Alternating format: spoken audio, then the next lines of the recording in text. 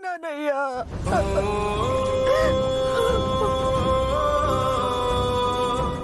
పంపేసినానయ్యా. అమ్మా అమ్మా అమ్మా బాధపడకమ్మా, బాధపడకు.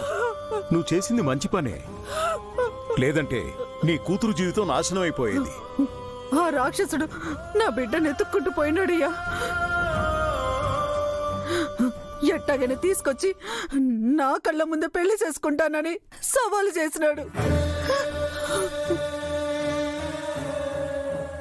నా బిడ్డ ఆ దుర్మార్గుడి చేతికి సిక్కకుండా మీరే కాపాడాలయ్యా, కాపాడాలి, మీరే కాపాడాలయ్యా, మీరే కాపాడండి అయ్యా. భయపడకు, తనకేం కాదు. తనని కాపాడి తీసుకొచ్చి మీకు అప్పగించే బాధ్యత మాది. రుద్ర, నువ్వు వెంటనే వెళ్ళి తనెక్కడుందో వెతికి క్షేమంగా తీసుకురా. అలాగే పెదనాన్న.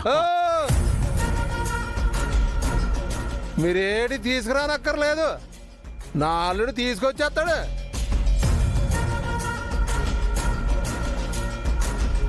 దీని అన్ని ఒట్టి కథలు, లేనిపోని మాటలని చెప్పేసి దాన్ని పంపించేసినది. లేకపోతే ఈ పాటికి పెళ్ళైపోయేది. ఛీ, నువ్వు అసలు తండ్రివేనా? కూతురు జీవితం నాశనం అవుతుంటే బాధ కూడా లేదురా? అట్ట గడ్డి పెట్టండి అయ్యా. ఇదంతా ఈడి వల్లనే జరిగింది.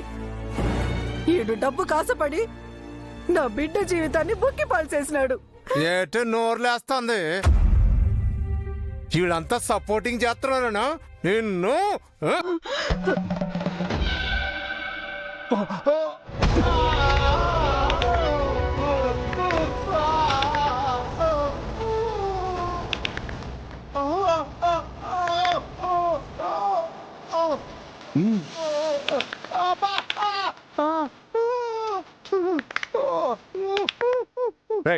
ఇది చాలదరా, ఇంకా బాగా పీకు. చూడు, ఇప్పటి వరకు ఇది నీ కుటుంబ విషయం అని వదిలేశాను, కానీ వాడు క్రిమినల్ అని తెలిసాక అలాంటి వాణ్ణి వదిలేస్తే ఇంకా చాలా మంది అమ్మాయిల జీవితాలు నాశనం అయిపోతాయి. వాణ్ణి ఎట్టి పరిస్థితుల్లోనూ వదలను. వాడితో పాటు నువ్వు వడ్డొచ్చావనుకో, నిన్ను కూడా తీసుకెళ్లి లోపల ఇస్తా.